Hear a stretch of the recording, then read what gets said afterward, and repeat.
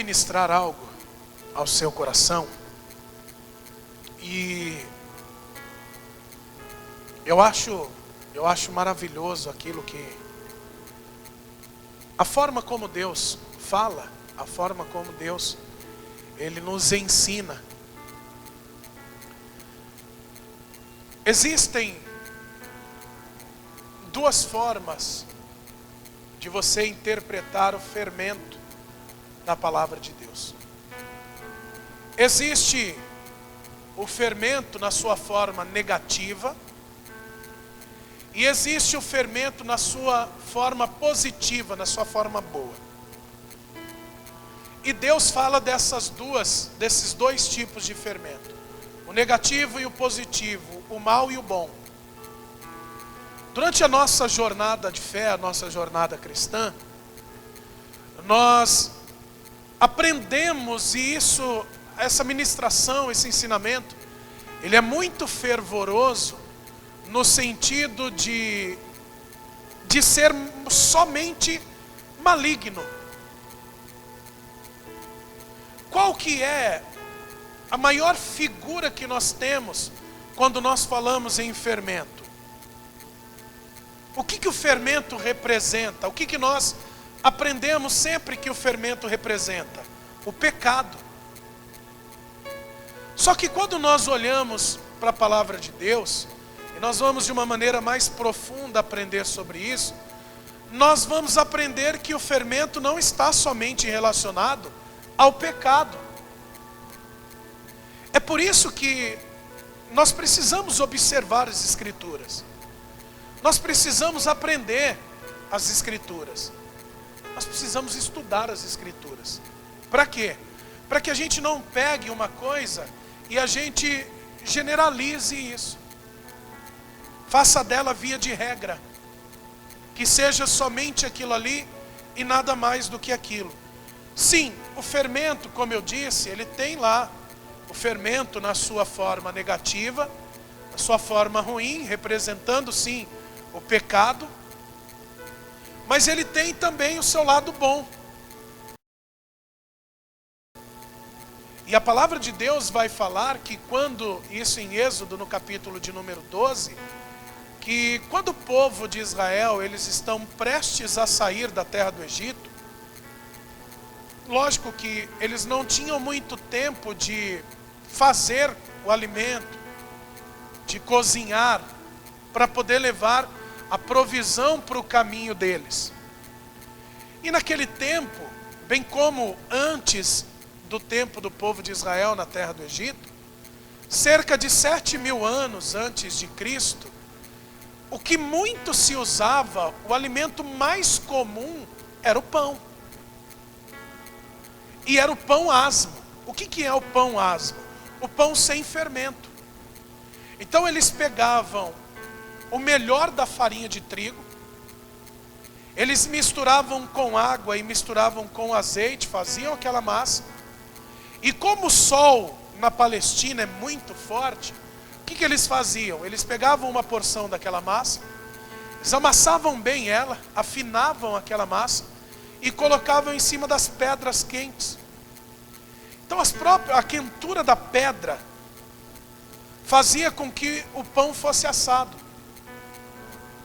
Então nós estamos falando em uma época onde não se conhecia o fermento ainda.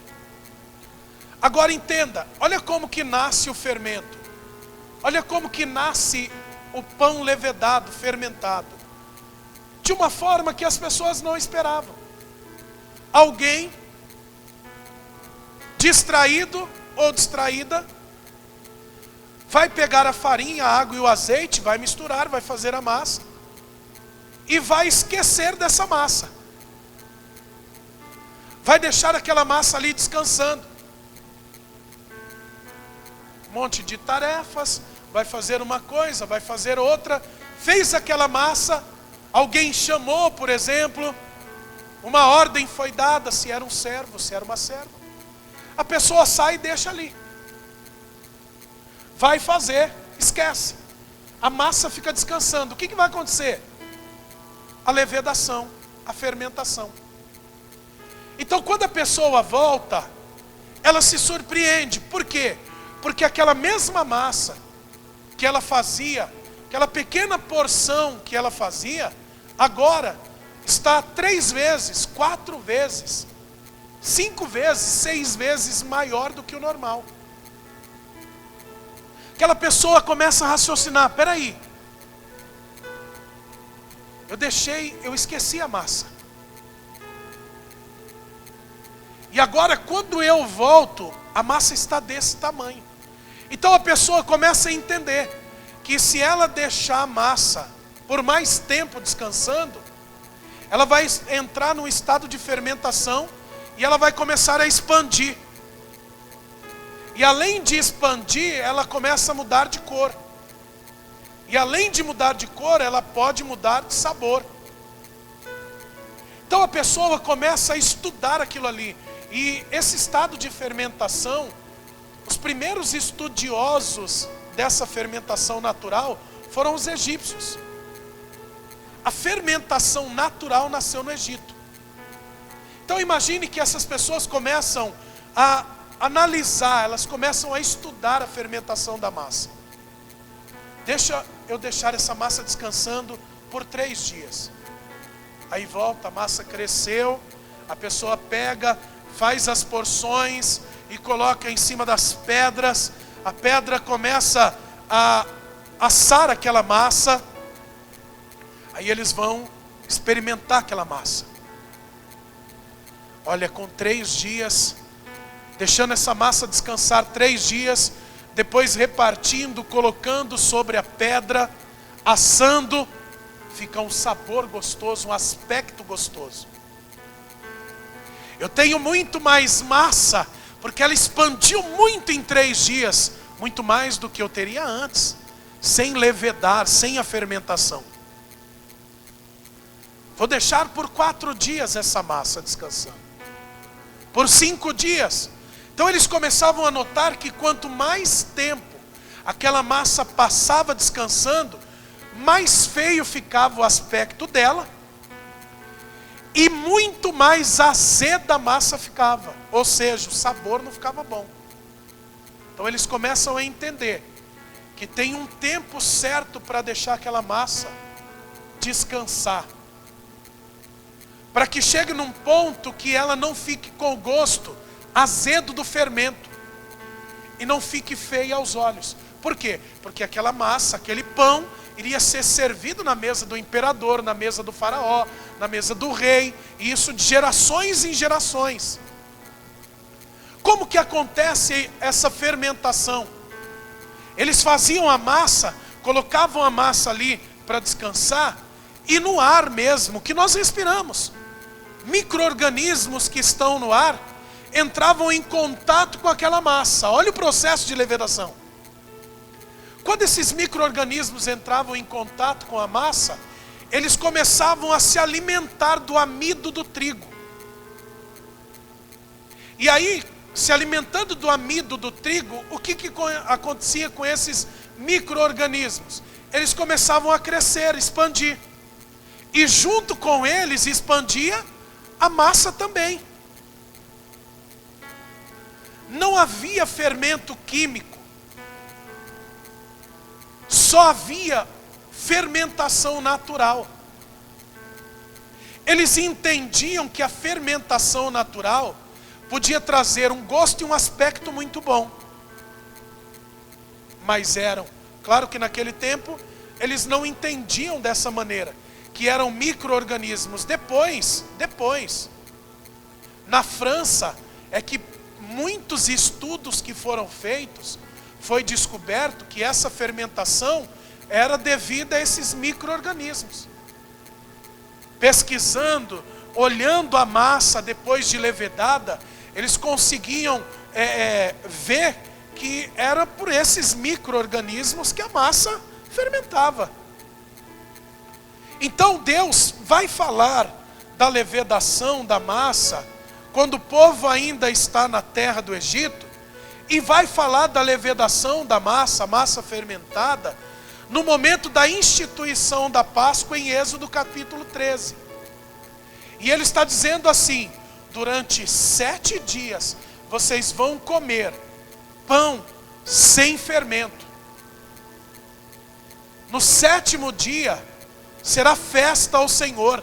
Vocês não podem permitir que no dia da Páscoa, no dia do corpo e do sangue de Cristo para nós, Jesus é a nossa Páscoa. Amém? Quem entende isso, diga glória a Deus. Não pode ter fermento na nossa vida, nos nossos termos, nos nossos territórios. Está falando em não termos fermento na nossa vida. Mas quando Deus vai ministrar dizendo que em Êxodo 13 não pode ter fermento no dia da Páscoa, está falando de caráter. Impressionante, né? O que tem a ver o povo de Israel com o fermento e não ter fermento? E o fermento simboliza o caráter. Se você fizer a leitura em Êxodo 13 somente, e eu quero até que você abra para a gente ler essa passagem, Êxodo capítulo 13. Se você tão somente ler essa passagem, é claro que ela não vai te dar, propriamente dito, essa questão do caráter envolvido na fermentação. Mas eu vou te dar uma outra passagem, aonde claramente você vai entender que Jesus, quando fala, que a palavra de Deus, quando fala sobre o fermento, está falando sobre caráter.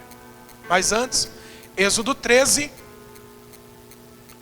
versículo de número 6 e 7, a palavra do Senhor diz assim: 7 dias comerás pães asmos, e ao 7º dia haverá festa ao Senhor. 7 dias se comerão pães asmos, e o levedado, ou seja, e o fermentado, não se verá contigo, nem ainda fermento será visto em todos os teus termos, na tua propriedade, na tua casa, na tua vida, no meio da sua família. Agora, olha o que Jesus vai dizer no Evangelho de Lucas, no capítulo de número 12. Vamos comigo. Vamos entender o que o fermento representa, o que Jesus está falando sobre o fermento na sua forma negativa, na sua forma má, o mau fermento. Lucas capítulo 12, verso 1. Assim que você achar, diga amém. Ajuntando-se, entretanto, muitos milhares de pessoas, de sorte que se atropelavam uns aos outros, começou a dizer aos seus discípulos: acautelai-vos, primeiramente do quê? Do fermento dos fariseus. Por que que os fariseus tinham o seu fermento próprio? O que Deus estava falando em Êxodo 13 e o que Jesus está falando agora em Lucas 12, verso 1? Está falando de caráter. Ele vem dizendo: primeiramente você tem que se acautelar do fermento dos fariseus, que é a hipocrisia. Hipocrisia está ligada ao quê? Caráter. Quando você vai para a tradução grega da palavra hipócrita, o significado é orador e ator.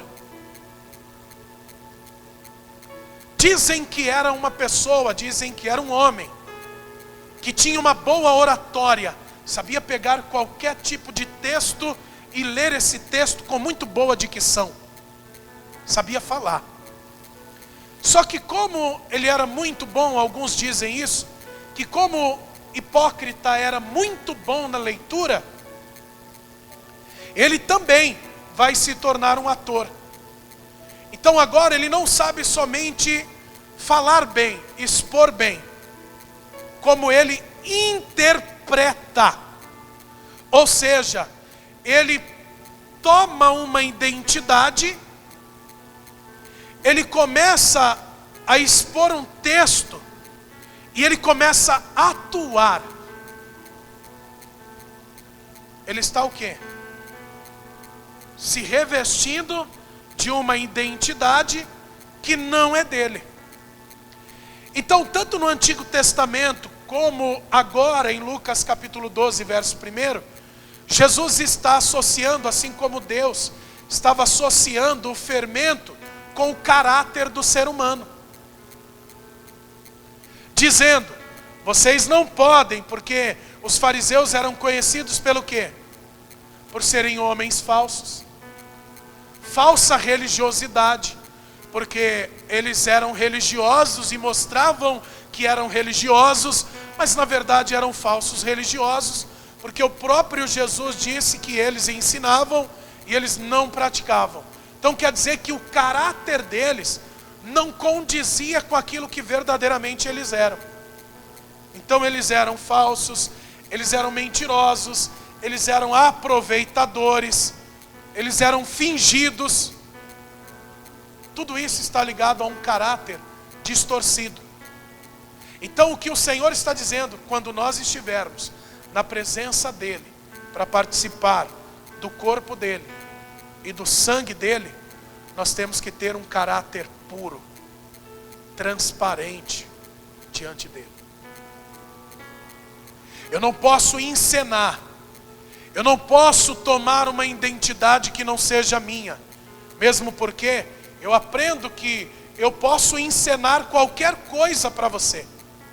Eu posso mostrar para você ser uma pessoa que verdadeiramente, por trás das paredes, ou em quatro paredes, ou em outro lugar, eu não sou.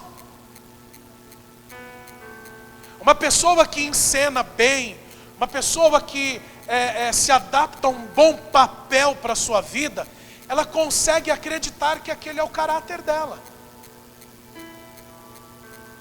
É uma pessoa falsa, não é uma pessoa verdadeira, não é uma pessoa transparente. Então, quando Jesus fala do fermento na sua forma negativa, ele está falando no quê? No caráter distorcido que o ser humano pode trazer para si.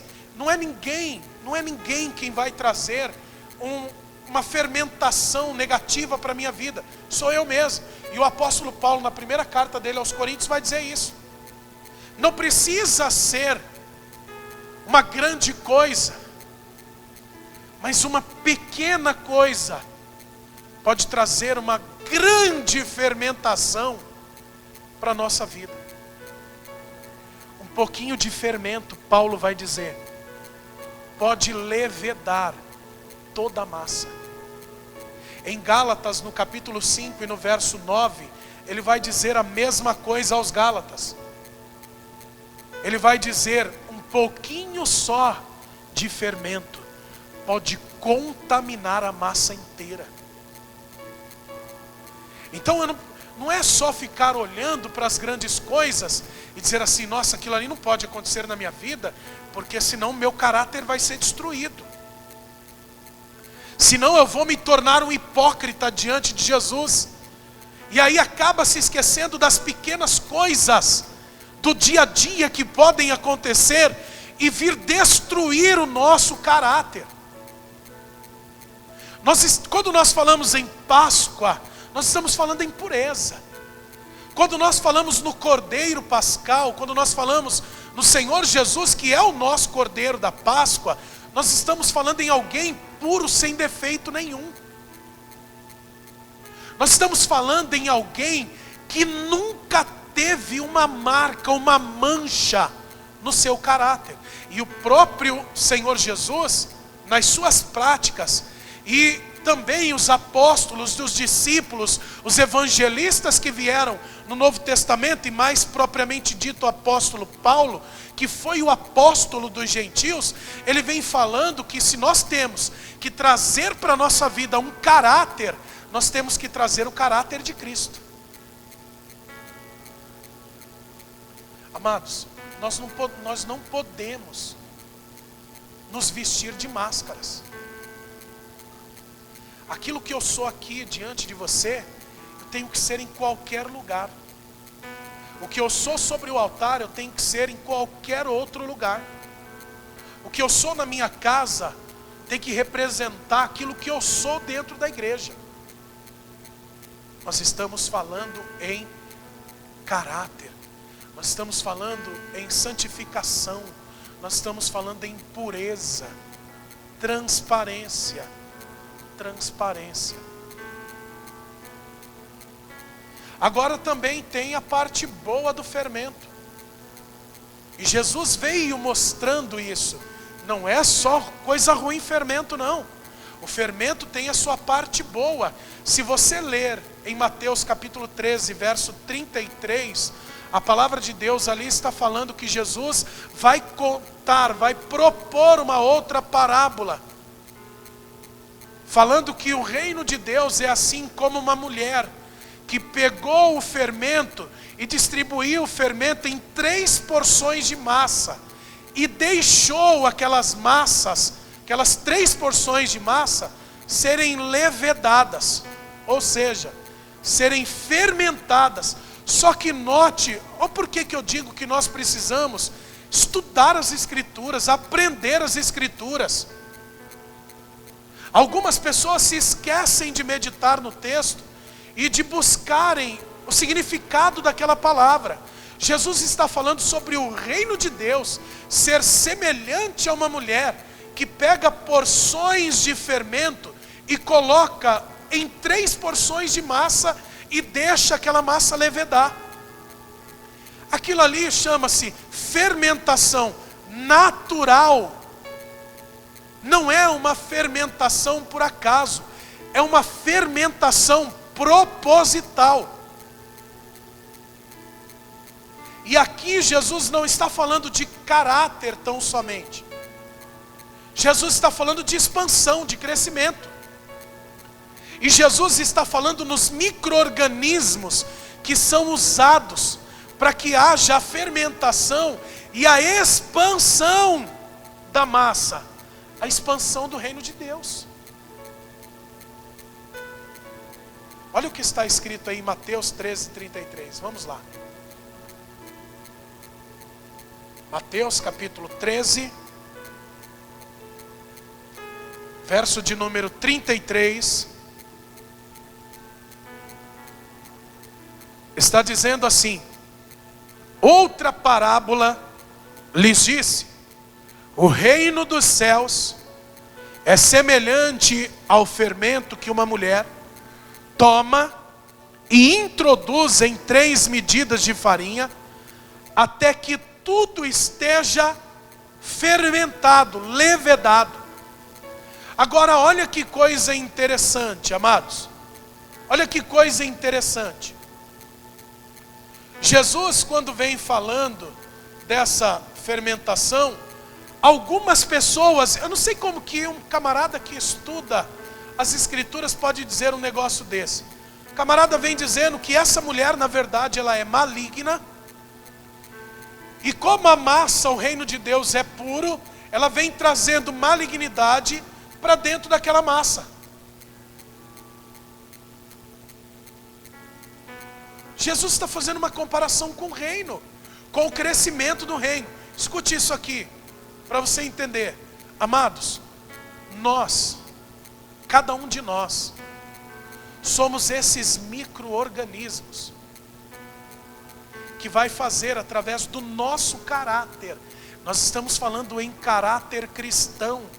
Cada um de nós somos esses micro-organismos que vamos entrar em contato com essa massa que é o reino de Deus. E nós vamos gerar, nos alimentando do reino de Deus, da palavra de Deus, nós vamos fazer com que haja o crescimento, a expansão do reino de Deus. Mas não se esqueça, caráter, para que haja o crescimento do reino de Deus.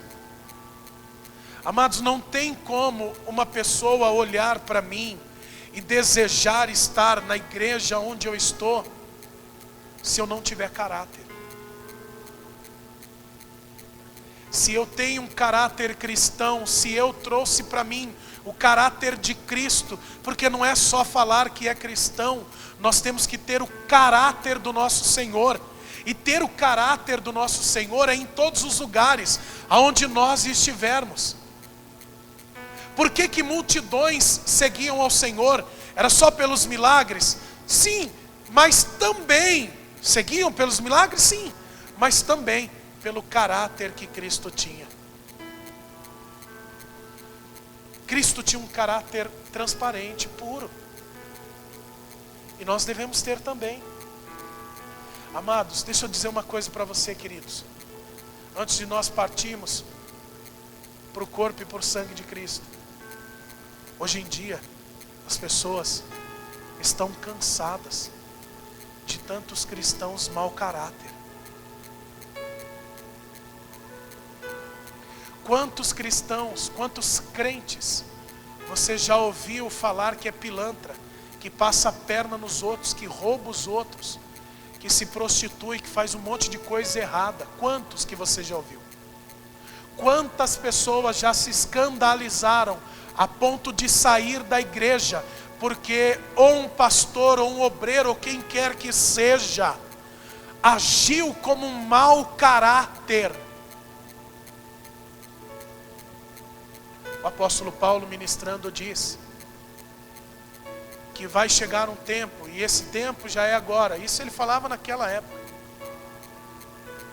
que as pessoas que estão no mundo, eu vou colocar aqui as minhas palavras, que as pessoas que estão no mundo estão esperando que os filhos de Deus se levantem,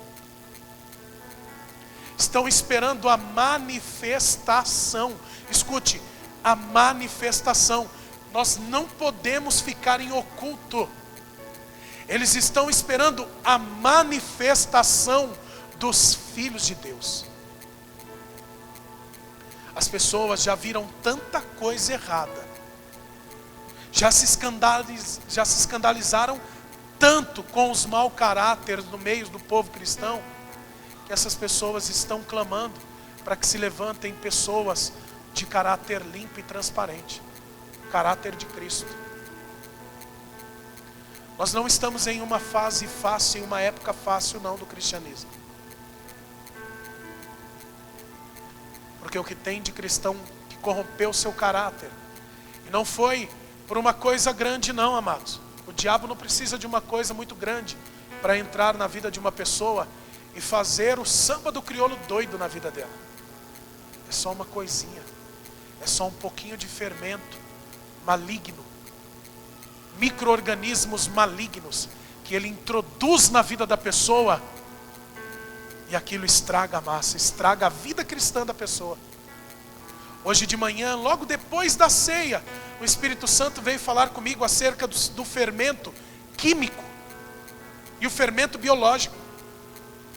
Existem 3 tipos de fermentação: fermentação natural, a fermentação química e a fermentação biológica. Quando nós falamos de uma fermentação natural, nós estamos falando na boa fermentação, que é esse crescimento, essa expansão do reino de Deus através de um caráter cristão.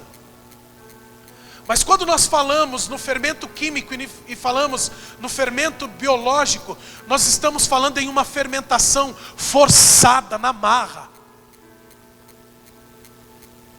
E você já deve ter comido pão.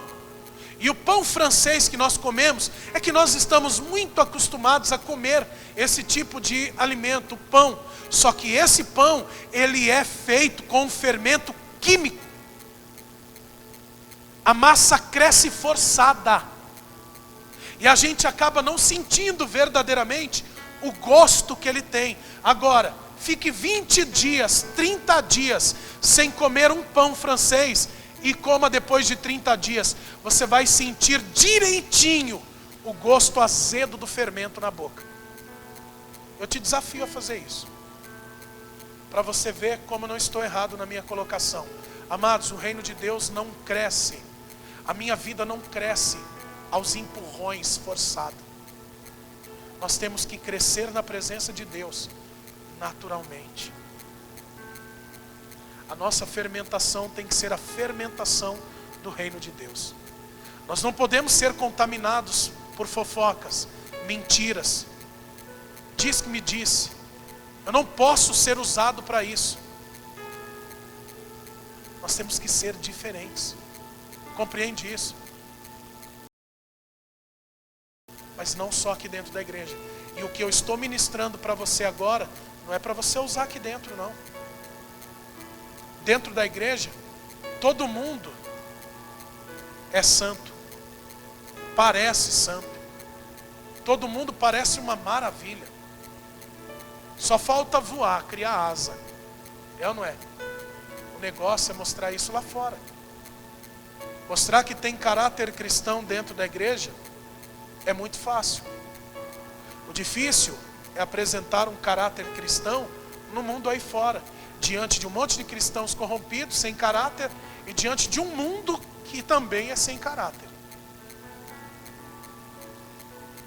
O apóstolo Paulo, quando vai ministrar aos Coríntios, na sua primeira carta, no capítulo 11, a partir do versículo 17, ele fala sobre esse fermento que entrou na igreja de Corinto. Sabe o que aconteceu com a igreja de Corinto? Ela cresceu muito. Era a igreja mais populosa de todas que já haviam sido abertas pelo apóstolo Paulo. Só que era a mais fermentada de todas. Era a igreja que havia crescido em número, mas o fermento entrou dentro daquela igreja e trouxe divisão naquela igreja. E aí o apóstolo Paulo vem dizendo: eu não me glorio de vocês nisso que vocês fazem, porque quando vocês se ajuntam, uns se ajuntam e comem o pão e bebem o vinho, uns querem matar a fome, outros querem se embriagar. Eu não louvo vocês nisso. E o apóstolo Paulo vai dizer, a partir do verso 23, porque eu recebi do Senhor o que também vos ensinei. Eu não ensinei vocês a serem fermentados dessa forma e a viverem em divisão. O que eu ensinei para vocês foi aquilo que eu aprendi, da mesma maneira que o Senhor Jesus fazia. Por isso que ele vai começar o versículo 23 dizendo assim, abra aí, por favor. Primeira carta de Paulo aos Coríntios, capítulo 11.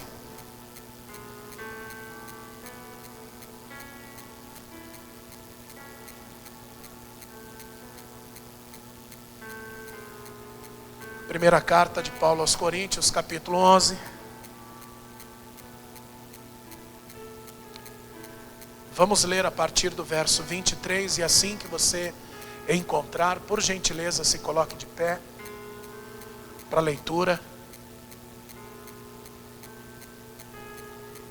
Glória a Deus. Quem entendeu aqui sobre os dois tipos de fermento, diga amém. Não ficou dúvida? Tem certeza? Caráter e expansão do reino. Amém? Primeira carta de Paulo aos Coríntios, capítulo 11, verso 23, está escrito assim: porque eu recebi do Senhor o que também vos ensinei, que o Senhor Jesus, na noite em que foi traído, tomou o pão, e tendo dado graças, o partiu e disse: tomai, comei, isto é meu corpo que é partido por vós, fazei isto em memória de mim.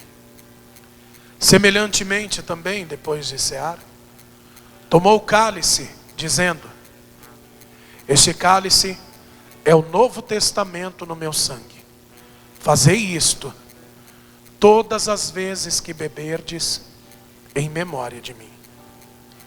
Porque todas as vezes que comerdes este pão e beberdes este cálice, anunciais a morte do Senhor até que venha. Portanto, qualquer que comer este pão ou beber o cálice do Senhor indignamente, será culpado do corpo e do sangue do Senhor. Examine-se, pois, o homem a si mesmo, E assim coma deste pão e beba deste cálice. Porque o que come e bebe indignamente, come e bebe para a sua própria condenação, não discernindo, não tendo o entendimento do corpo do Senhor. Por causa disso, há entre vós muitos fracos e doentes, e muitos que dormem. Porque se nós nos julgássemos a nós mesmos, não seríamos julgados. Mas quando somos julgados, somos repreendidos pelo Senhor, para não sermos condenados com o mundo. Portanto, meus irmãos, quando vos ajuntais para comer, esperai uns pelos outros. Mas se algum tiver fome, coma em casa, para que vos não ajunteis para a condenação. Eu acredito que, mediante as explicações dos dois tipos de fermento, por que não deveria ter fermento? Não ser um mau caráter. E o fermento bom, como expansão, crescimento do reino, como um caráter transparente no reino de Deus, como tendo o caráter de Cristo. Eu acredito que com essas duas explicações, todos nós já entendemos que tem que haver sim um conserto nosso, todos os dias da nossa vida, amados. Se equivoca quem pensa que conserto com Deus é só no dia da Santa Ceia. Nós temos que nos consertar com Deus todos os dias. Por quê? Porque todos os dias nós somos falhos. Todos os dias nós somos pecadores. Todos os dias nós erramos. Todos os dias nós deixamos a desejar. E quando eu falo nós, eu estou falando literalmente. Todos nós, todos os seres humanos, independente de estar na igreja ou não. Nós nunca vamos ser perfeitos. Nunca. Logo então, enquanto nós fizermos parte desse mundo, nós temos que fazer conserto com Deus todos os dias.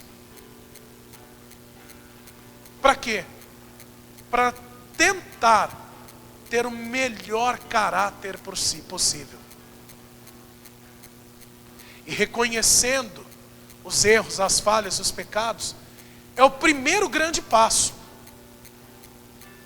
É o passo que faz toda a diferença.